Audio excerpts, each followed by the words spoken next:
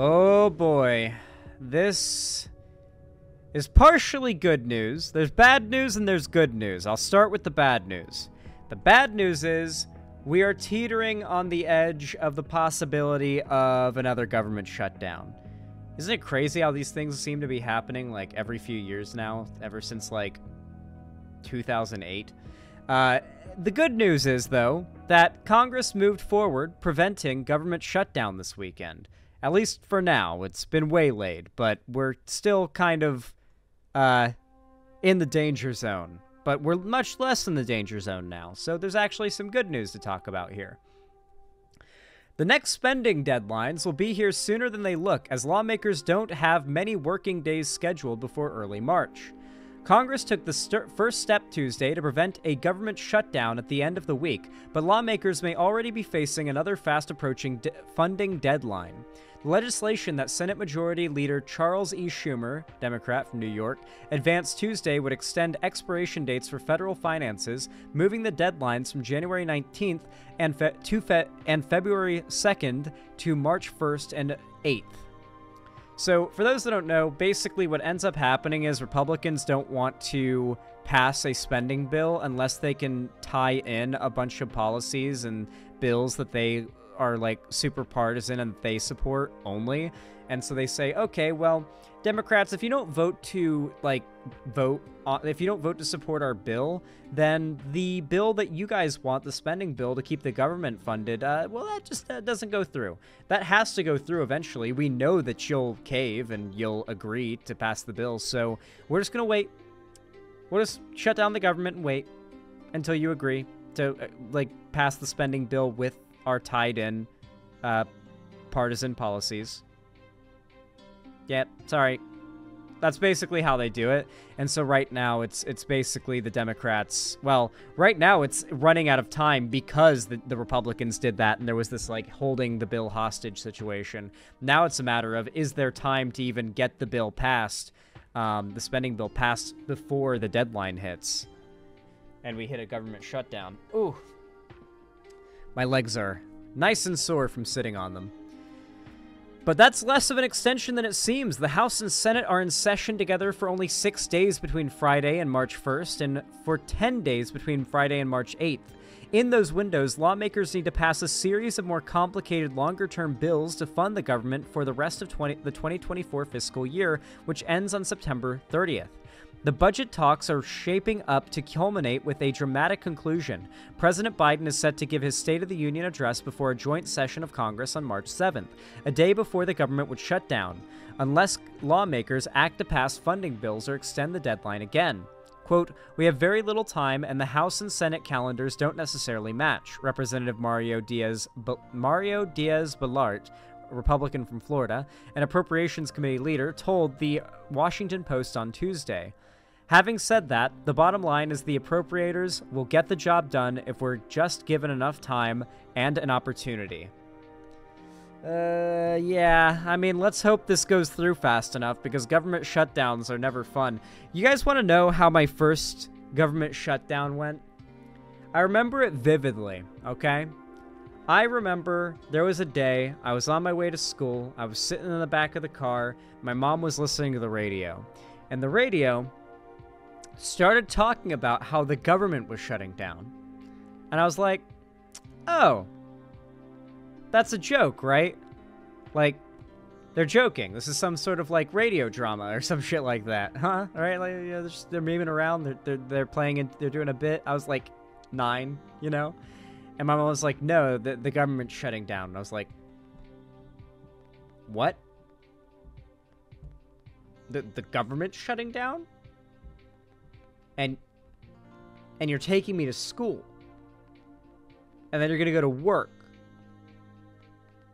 And the government's shutting down. I'm sorry. Is the world not over? Is America not done? Or, is it not over? Because, I don't know. I was, 9. I thought that, zombies might be real, dude. I was 9 years old, okay? I was like, is it the apocalypse? Is it happening? Is it real now? Is it going down? And my mom, explained to me, no, the government shutdowns, it's stupid government funding thing. Realistically, it won't really impact you. You won't notice, but it's actually kind of bad. And I was like, okay. I was really confused and freaked out the first time I heard about a government shutdown and that it was happening. Because no one explained it to me prior. I didn't know what a government shutdown was before. I just suddenly heard the government was shutting down, and I was a kid, and I was like, oh, it's all over. Okay. RIP. The expected vote Tuesday in the Senate should keep lawmakers on track to prevent a shutdown this weekend, though the House will probably have to rely on Democratic votes to pass short-term spending legislation after the Senate adopts it, but the longer-term spending measures will pose problems in both chambers.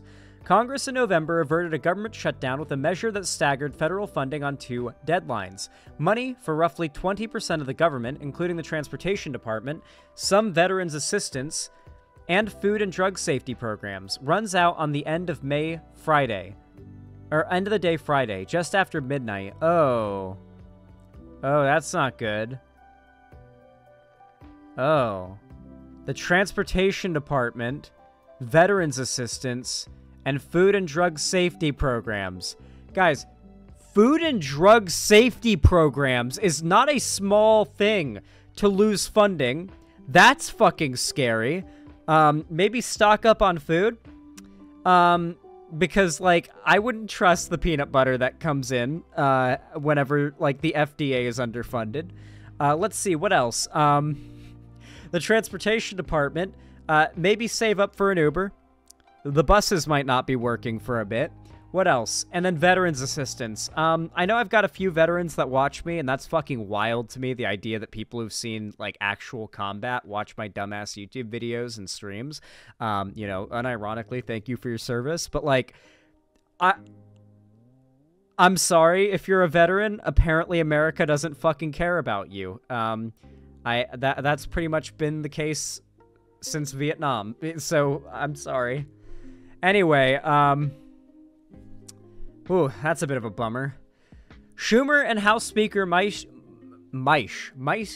Johnson reached a $1.66. I'm sorry, the way the line cut off there made it look like it was a $1.66 deal. Okay, like bill.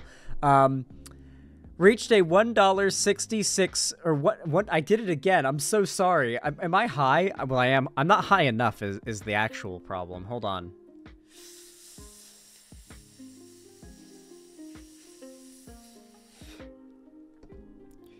Not high enough, chat. By the way, guys, this is a Micro Bar Lemon Heads is what I'm vaping right now. Oh, that's a big hit right there. Oh, it's just still coming out, huh? It's just still going. Yeah, that's still a little more. There we go. Yeah, I hit the fuck out of the vape, dude. My lungs are crazy. Anyway, my somehow undamaged by COVID lungs aside, Schumer and House Speaker Mike Johnson reached a $1.66 trillion 2024 funding deal earlier in January, but to enact it, Congress must pass 12 annual spending or appropriations bills covering different parts of the federal government. That process could, in theory, move fast in the House, where leaders can exert more control over the floor and ram legislation through rapidly. But far-right members, the GOP conference, furious with Johnson's deal with Schumer, could throw obstacles in the way, slowing the path to passage and jamming the government up against yet another potential shutdown. Quote, even now, the hard right, amazingly, is demanding that the Speaker walk away from the agreement that congressional leaders made on appropriations top lines, Schumer said on the Senate floor Tuesday. Quote, that's simply ridiculous, as even many Republicans recognize, and it goes to show you how unserious, how incapable the hard right is at doing the hard work of governing. Yeah, they don't give a fuck. They just care about winning, dude. Like, the right... Republicans have always been the ones responsible. Has there ever been a government shutdown that Democrats could be tied to being responsible for? I'm really curious. Has there ever been a single one in recent memory that Democrats, you could realistically claim, caused? Republicans use government shutdowns as a tool. They scare the Democrats into, like, doing what they want with the threat of a government shutdown. Yeah, we won't vote to pass this spending bill if you don't do this and that, or if you don't include this or that. It's a tool for them. They hold the government hostage. The Senate, under its normal procedures, regularly takes at least a week to pass a bill. Leaders in the upper chamber would need cooperation from all 100 senators to hasten the process and pass each measure before the deadline, or bundle several of the appropriations together into one piece of legislation instead. That method, though, could cause its own problems in the House, where many Republican legislators are passionate about single-subject bills. Quote, stopgap funding bills create inefficiencies within government that only serve to waste American taxpayer dollars and sow uncertainty in the economy, Senator Jean Shaheen. Jean Shaheen. I like that name. It rhymes. An Appropriations Subcommittee chair said in a statement, quote, I sincerely hope this is the last continuing resolution for this fiscal year, so we can provide all Americans with the confidence that their government will remain open and functioning. This round of budget haggling wasn't supposed to be this complicated. Biden and then Speaker Kevin McCarthy agreed to a broad government funding deal in the spring of 2023 as part of negotiations to suspend the U.S. debt limit. That was intended to prevent Congress from needing stopgap funding legislation, called a Continuing Resolution, or CR, to keep the government open when the fiscal year ended in September. But far-right House Republicans rejected that agreement, then ousted McCarthy from the speakership when he leaned on the Democrats to pass a CR in late September that did not cut spending. Oh, so basically the Republicans just, have turned on McCarthy because he's not going with their holding the government hostage plan. Obviously, yeah, McCarthy resigned from Congress at the end of 2023, so he's not around. Johnson, just weeks into his speakership, pushed through another CR. The law that is about to expire on November 15th. Now he's facing conservative backlash similar to that which McCarthy faced in September and October. He'll probably have to rely on Democrats to pass all of the upcoming spending bills, as members of the ARC Conservative House Freedom Caucus, holy shit, the ARC Conservative House Freedom Caucus.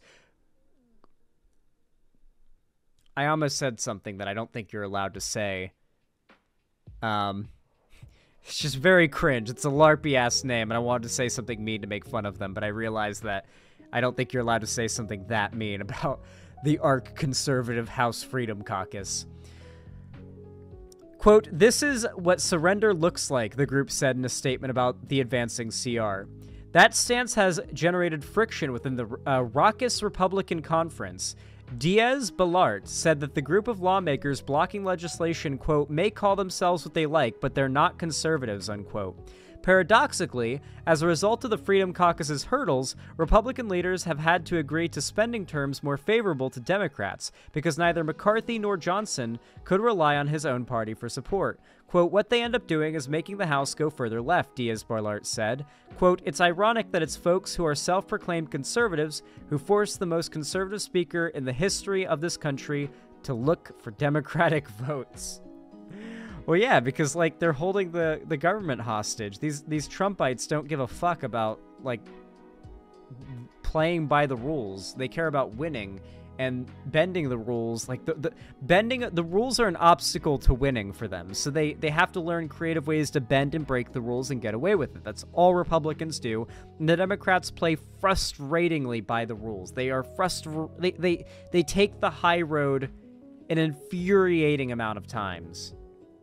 More often than not. It's why they do this.